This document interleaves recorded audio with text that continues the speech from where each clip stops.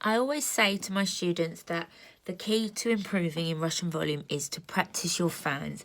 And when I was struggling with Russian volume, and I still do it now, just to keep my skills going, I just practice making fans. You don't need a client. That is the beauty of it. Get yourself a lash palette. The reason why I like these is they're sturdy, so you can use your hand and you've got something to put some weight on and to keep the strips straight. Little sponge, always brilliant to keep your work. And then obviously I've got a little glue pot, okay? So there are different fan methods out there, all right? One of the most popular one, and the one that I like to use, is when you make it on the tacky strip. So I'm starting with a 0.7.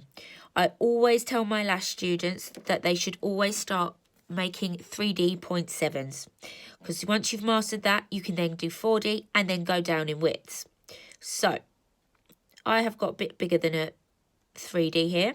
That's fine. I only want a 3D, so therefore I'm just going to use my fine points of my tweezers and remove the lashes that I don't want. Okay, then I'm going to use the fine points again just to move them out like so. Okay, then you want to be holding them right at the bottom, guys.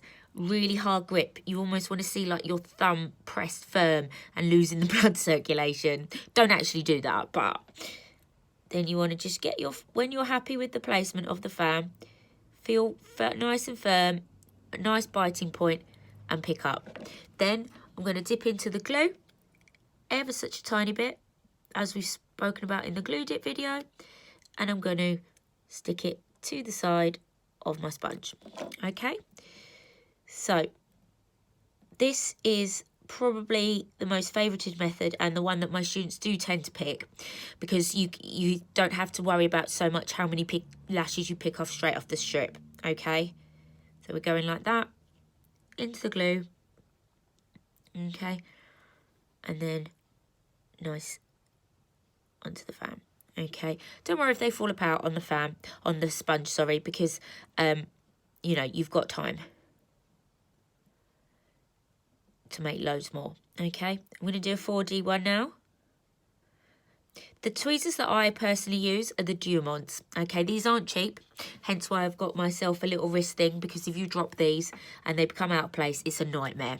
But they are superior. However, they're not suitable for all people. So I do suggest a beginner who's just working with 0.7s to use a swan style, which is like a football boot, okay?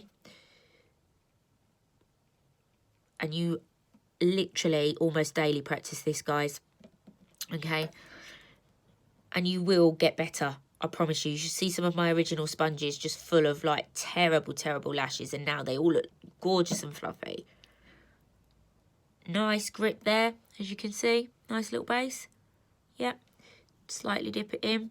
Pop it on the sponge. On the edge there. Okay. Another method of fanning is side fan. And for this, you need to pull them to the side. Scoot your tweezers round and shuffle. Move and shuffle. Okay, it is harder to get them precise. You can also scrape a bit like that. Okay, but again, I still like to go back to that method. The pinching method I don't recommend. There are many reasons for this, and that is when you pick them up and then you use your fingers to pinch and make it an open fan. Okay, the reason why I don't recommend this is it can affect retentions. We all have oils on our fingers, and especially if we're sweaty because we're stressed, because we're really focusing on the fans we're making, those oils are going to be double, which means that you're adding oil to the natural lash and to around the extension, which means your retention could be very much affected. The other reason is it's very time consuming, okay? Use this sticky pad. It's there for you to use. It is literally 100% there, okay? And you know what? I've just found a classic one. There is nothing stopping you if you are really, really struggling to even start just making 3D with some 0.15s just to get that whole figuration with your hands, okay? It's a little 2D one there. I don't necessarily think you should start at 2D. I think 3D is fine. Then, when you think that you are happy with that one, you can move down to a 0.6. This is my most commonly used one because you can do a lot of 4D and 5D with this. Okay, so we've got a nice, lovely 5D one here that I'm going to feel the biting point. You can feel when you've got the good grip. Comes up perfectly. Nice, dip in and stick to my sponge. Like so. I'll just show you again. Now I've got a bit of a tacky layer on this one. I can do it here. Okay. That is a 60, so I'm going to pick it up and leave one behind. Just dip in. And like that. So not only are you practicing your fan making, you are practicing your glue dipping. Okay, so just get back to basics. Don't overcomplicate things by buying loads of like really fine lashes. Okay, start off with your 0.7s, then go lower. Okay, I'm only just using 0.4s now, and that's a 1.5 years in. Okay, there's a really light 0.5 volume for you there. Okay, can you see? Nice dip in. Okay, if you really are struggling, then it may be a case of trying out different tweezers to see what suits you the best. I did this a lot, okay, and it was the Duromonts for me, without a shadow of a doubt.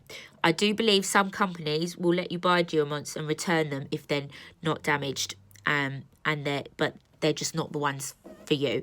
I think Lash Factor is one of those. So we can just literally, but these tiny fine points on these are so good for just pushing them apart and making the distance. Can really move it, okay? If you're doing the side fan, the boot one's great. But for precision, I always recommend these ones. Okay, you do have to invest. If you want to be ahead of your lash game, you do have to invest. You know, especially when you're doing Russian volumes, you can't go budget. It's just the way it is. You need good quality lashes that you're able to fan well, good quality glue that doesn't travel up the fan and closes it, and good tweezers that's going to help you to make the best fans you possibly can.